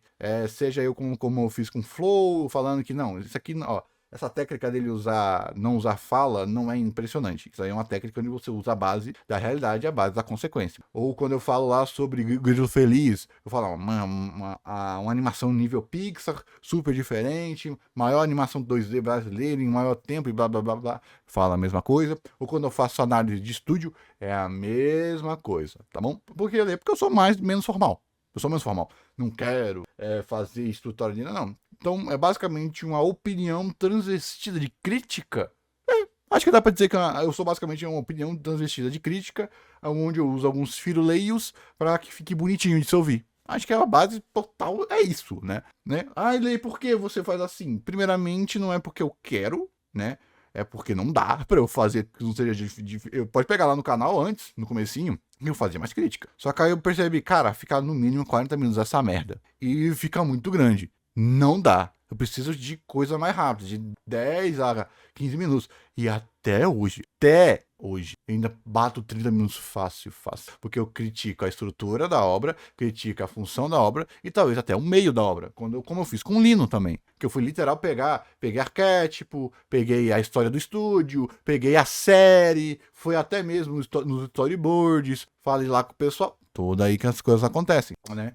Então eu fico mesclando. Então, basicamente, você não tem um fixo? Não tenho fixo. Eu sou totalmente freestyle. O que eu sinto que a obra faz. A minha única verdade fixa eu posso estar errado. Por quê? Porque eu não tenho informação e conhecimento suficiente para ter uma certeza tão absoluta. Então, até mesmo quando eu tenho certeza, eu forçadamente coloco uma incerteza. Exemplo, Grilo Feliz e Inseto Gigante. Eu odio aquela merda, eu tenho certeza que aquele filme é horroroso. Até mesmo naquele filme horroroso que eu detestei, eu coloquei. Talvez o que me impossibilitou de experienciar esse filme na sua totalidade é porque a animação que eu assisti estava com a qualidade horrorosa de 240p, e isso talvez tenha feito as técnicas ou tenha me feito buscar mais lógica, porque eu não estava vislumbrado com o visual do filme. Tá vendo qual é o ponto? E por aí vai. Até porque eu sou um pouquinho pós-estruturalista, tá, gente? Sou um pouquinho. Que é o quê? Tenta ir além da estrutura da obra. Em vez de tentar entender a estrutura, eu jogo a estrutura pra fora e vou além da estrutura. Que definição horrorosa de pós-estruturalismo. Deixa quieto. Esquece. Vou dar a definição, não. Você que pesquise.